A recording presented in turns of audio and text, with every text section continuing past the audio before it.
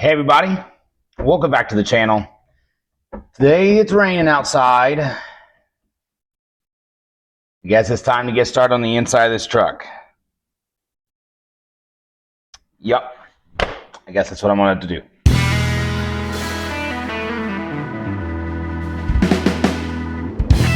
Alright, so the first place I want to start is removing this seat. And it comes from taking out 4 bolts in the front and I believe 2 bolts in the back. 1, 2, that was easier. Okay.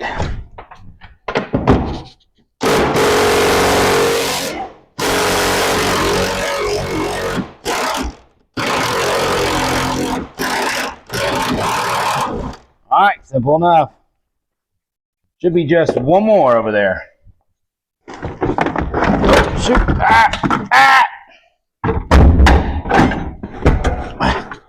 Okay, I think I get this one. Oh,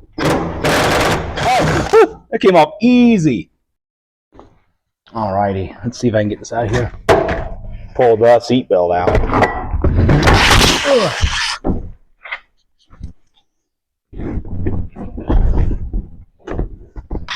Short arms.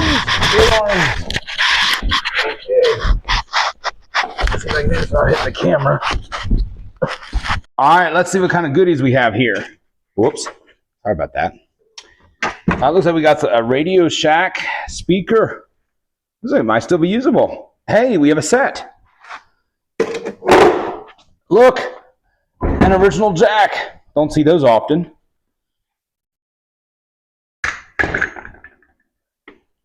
Jack things. Well, at least they were trying to do the right thing here. Some kind of grommet. No idea what we're going to find today. Let me go to the other side over there and see what else we can find. Okay, the other speaker. Here, the jack hold down, seat belt thing cover. Well, it actually covers this. And a radio. Don't think that works. A bunch of wiring.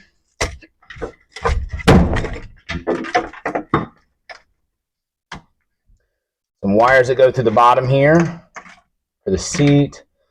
We need some money, a dime, plate, washer.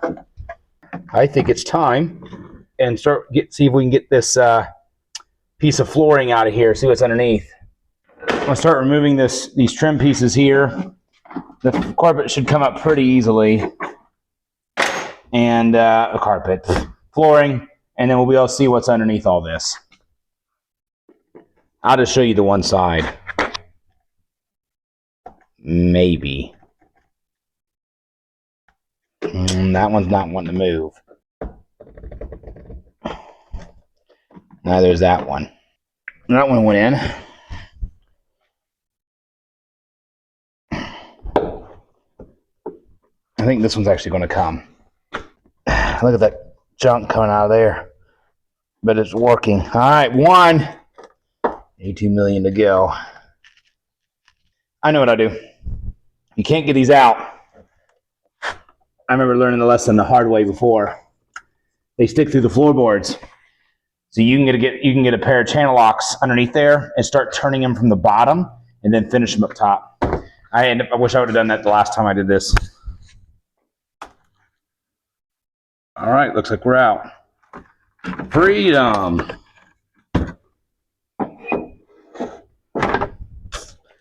It's been there and in there for a while. All right, first piece of internal trim out.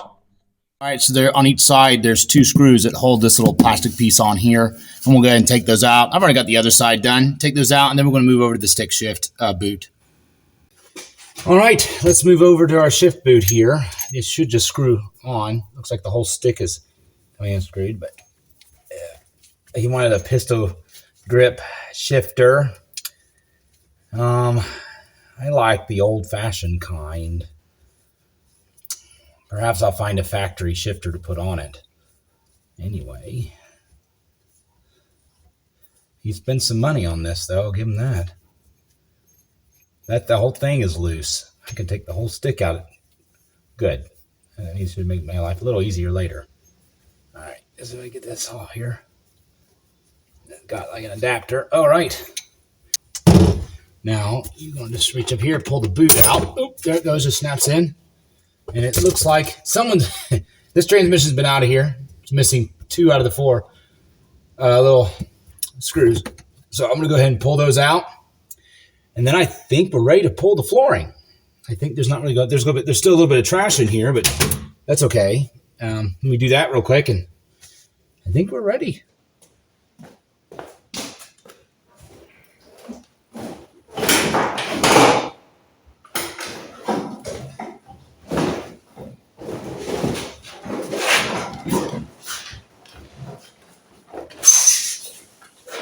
All right, there's the floor. Yeah, someone did some custom metal work. All righty, look at that. Oh, you see that? Let me get this insulation out of here.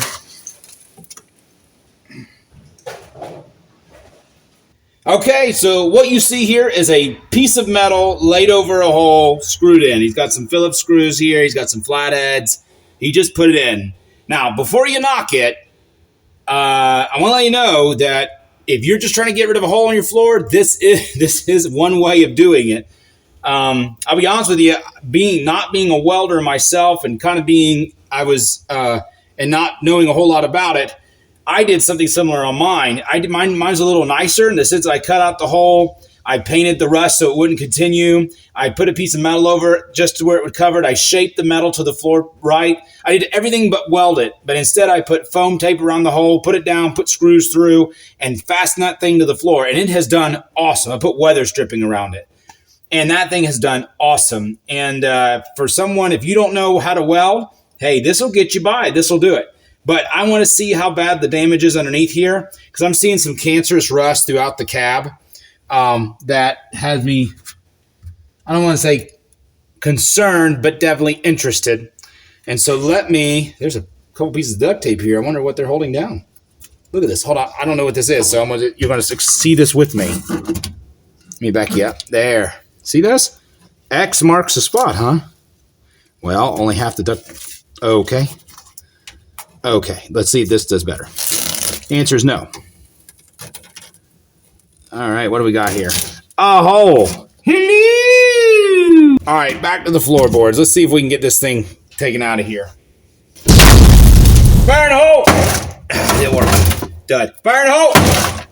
Nah, dud. We're off anyway. All right, where are we at here? Yeah, there's not much left of that metal. Look, I got one left.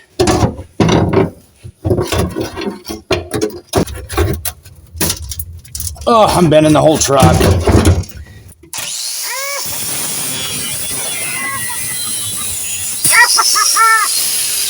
All right. Easy. Done. Oh, boy. And you're going to get a good look at it. It looks like I'm going to dump this all over the floor. I'd rather not. There, what do you think of that? Here's the frame. Here's the metal. Pull this back. All right. All right. That looks awesome. Hey, at least they put duct tape on the bottom. Do you ever been on those boats that have like glass floors on them? And so that way when you're like sailing along or you're riding along, you can look down into the water underneath you and see all the fish and stuff underneath. I always wanted a truck with that. And now I could easily do this.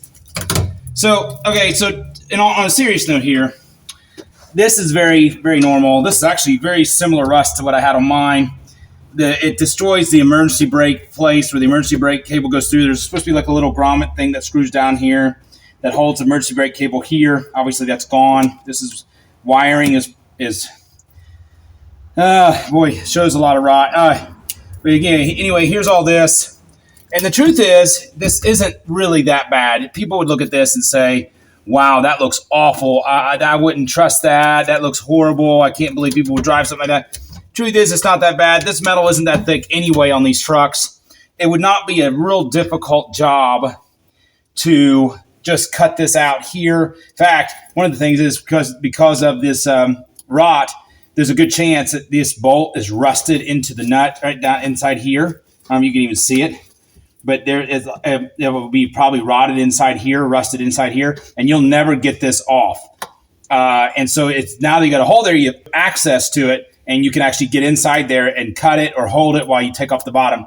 Handy, handy, handy.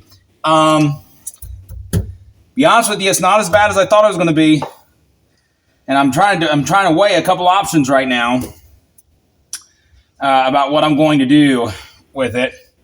But really, that's not that bad. This trans tunnel here, let me turn you. That's the trans tunnel. That's the hole right there. But regarding the trans tunnel, this really isn't in too bad a shape. I could take this off too. This is the little thing for the transmission. And you can, this really looks pretty good. Let's go ahead and check the other side now.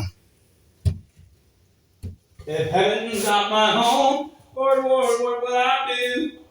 Da da da dee da da da da dee da da da dee da da da. See, this looks bad, and it is bad, but I'm not able to put a screwdriver through it. So if you just use your little deposit hole here, oops, sorry, bumped you there. If you put like a little deposit, it really can shape up very nice. Got some rot here and some rot here. Let's see. Yeah. You can kind of see that rot. You get a light so you can kind of see what I'm talking about. All right, so this isn't as good a shape as I thought it would be because I see this. And I'll be honest with you, I probably wouldn't do anything with this. This is starting to rot out pretty bad over here. This is definitely rotted. Again, this is where the body mounts are, right inside here.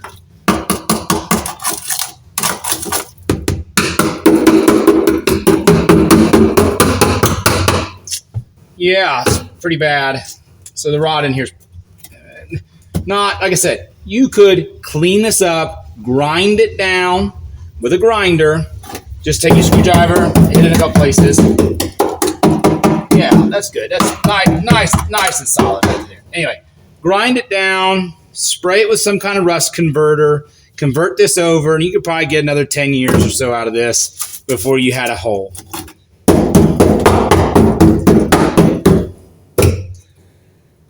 So, with that, and now I got some thinking to do. So now what I have to figure out is if I want to reuse this cab. I'm in the middle of trying to figure out how legal it is to transfer a cab from one truck to this truck. Someone told me that the VIN is under the carpet here, that AI was freaking out saying that it's illegal to transfer the cab from one truck to the other. That's tampering. I'm not trying to tamper with it. I'm just trying to get a better cab in my truck. So, as I'm working on, if you have any advice, by the time you watch this, I've probably already figured out what I'm going to do. But feel free to put it down in the comments what you would do if you're in this situation. Would you just try to clean that up, or would you cut all this out here and re-bend and form a floor pan to go inside here? But let me show you the cab that I'm actually interested in looking at putting in here instead of this cab. Behold the junk truck. The truck that is junk, but is good junk because it's for me. Let me show you the floor pans. Let me show you the floor pans on this one and show you why this is a viable option for me. Look at the floor pans on that. They are almost brand new. What you're looking at there is the plug there. And if I put you a little further forward, Right there. That's where the body mounts are. Look at those body mounts. Aren't those immaculate? I cannot believe they are in such good condition. Those body mounts are immaculate. I can't believe it. Look at that. That thing looks almost, like I said, it's newish underneath there if you remember the previous video. That is crazy good floor pans. Look at that. That is awesome. Here, let me clear this. Now, one of the things that makes this truck different than from like a two-wheel drive is this is a four-wheel drive. It's a four-wheel drive Dakota. Now, why does that matter? Well, it's because the 5 speeds and the four-wheel drives require a larger transmission tunnel in the cab. If you bought a two-wheel drive Dakota that was an automatic, then this would be about this tall right here. And then if you use that cab, you'd have to cut out the top of the trans tunnel, and you have to fabricate a new part of the trans tunnel to go over where that 5-speed transmission goes. But because this is four-wheel drive, that trans tunnel is the higher trans tunnel, and it should be perfect to use. I might have to cut the hole a little differently to make it work, but that trans tunnel should be perfect for use with my 5-speed. And who doesn't love this tan interior? Because I do. This thing is awesome. A little sarcasm there, but I think I can make it work. The other things we need to consider is this thing not only needs probably floor pans in the front and up into the trans tunnel, but it also needs quarter panels, rocker panels as well. Let me show you the other side, and I'll show you the damage that was done to the cab from the whatever happened to the truck. So here's the damage to the back of the cab. There's something swiped here, bent the bed, bent this. And fortunately, the rocker panels you could buy, I think, come up to here or even up a little bit. So that would be fine. But you'd have to straighten out this side of the cab because up here, bend you up a little bit. Up here is bowed out from this. So when you get into a little accident or whatever, it doesn't just bend the part it hits. It has a ripple effect up into the cab. It is bowed out all the way up into here. So I could fix the quarter panel, but before I do it, I have to cut all this out, and then I'd have to take body tools and hammer out all these dents here in hopes that I can get this back to being reasonably straight again. Not including that this side also needs quarter panels and rocker panels all the way down. All that factors into how much work it's going to take to get this cab up to speed compared to the other cab that I literally could take off, repaint, and place on this frame and basically have a new cab on this frame and be able to get this truck back up and going again sooner. Okay, so this is where I'm going to call it. Obviously, we've made some pretty good progress. I got all the interior ripped out, except for the dash and things like that. But the important stuff, the stuff that I was looking at, figuring out what I'm going to do with. It's really hard for me to turn away from that cab outside. It's beautiful. So I'm going to be doing some research about what I could do to transfer the cab legally and do it the right way. And try to get this truck back up on the road. I have thoughts about how I think it's going to look. I think it's going to turn out pretty awesome. And then I also have plans for the frame out there. So don't think I'm going to rip the cab off that and that frame's going to be junk. The frame's not in too bad a shape either. I'm going to probably use that too. So let me know what you would do, and I'll see you next time.